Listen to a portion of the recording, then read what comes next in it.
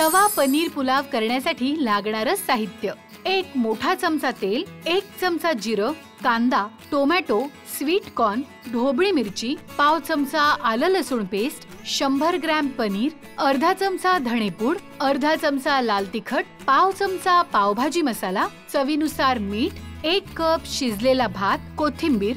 जिऱ्याच्या फोडणीत कांदा सोनेरी रंगावर परतून घेत त्यात टोमॅटो, मका, ढोबळी मिरची, आलं लसूण पेस्ट, थोडंसं मीठ घालून एकत्र परतायचं. त्यात पनीर, धणेपूड, पावभाजी मसाला आणि मीठ घालून परतून त्यावर भात घालायचा. आता भातावर पावभाजी मसाला, तिखट आणि मीठ घालून परतून घेत त्यावर कोथिंबीर घालायची. झाला आपला डब्बा स्पेशल तवा पनीर पुलाव तयार. बुंदी रायता करण्यासाठी लागणारं साहित्य: अर्धा कप दही, 1 चमचा लाल तिखट, पाव चमचा चाट मसाला, काळं मीठ, साखर, मीठ, खारी बुंदी, कोथिंबीर. गाळून घेतलेल्या दह्यात तिखट, चाट मसाला, काळं मीठ, थोडीशी साखर, चवीप्रमाणे मीठ आणि कोथिंबीर मिसळून घेत पाण्यात घालून निथळून घेतलेली बुंदी ह्या तयार केलेल्या दह्यात घालायची. झाला आपला क्रीमी बुंदी रायता तयार.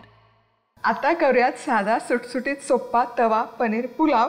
यासाठी तेल गरम केलेलं आहे. यामध्ये घालूयात जिरं मस्त फुललं की यामध्ये घालूयात बारीक चिरलेला कांदा. सोनेरी रंगावर कांदा परतून घेऊया. कांदा छानपैकी परतून झाला की यामध्ये घालूयात थोडंसं बारीक चिरलेलं टोमॅटो, स्वीट कॉर्न, ताजा मका. आता हे 2-3 मिनिटं एकत्र एकजीव करून घेऊया.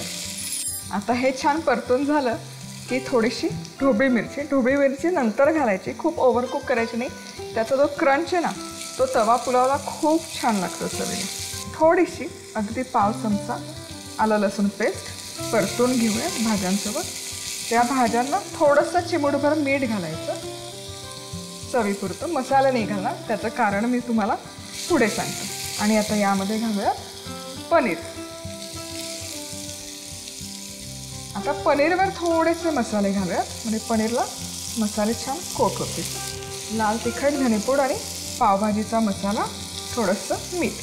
काय होतं भाज्यांमध्ये जर आपण हे टाकलं ना मसाले तर भाज्यांचा जो रंग आहे ना तो पूर्ण बदलला जातो. आता यामध्ये घालूयात हा शिजवलेला मोकळा भात आणि या भातावर आपण मसाले घालूयात.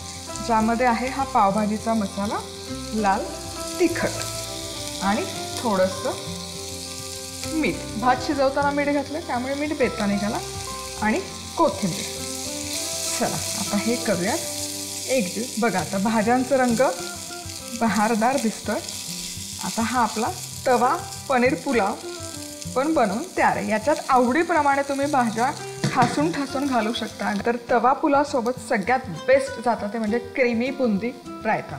आता हा क्रीमी झाला यासाठी काय करायचं, दही क्रीमी झालं पाहिजे ना. नुसतं चमच्याने फेटलं तर दही क्रीमी नाही होत. कसं होतं, एक गाळणी घ्यायची, त्याच्यात जेवढं हवं तेवढं दही घ्यायचं आणि चमच्याने ते छान गाळून घ्यायचं. म्हणजे क्विकली ते दही फार वेळ नाही लागत, ते क्रीमी होऊनच खाली पडतं चाळणीतून.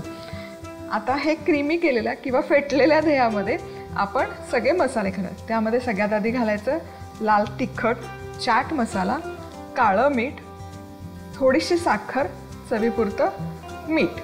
त्या रायत्यामध्ये घालायचं, बारीक चिरलेली कोथिंबीर घालायची.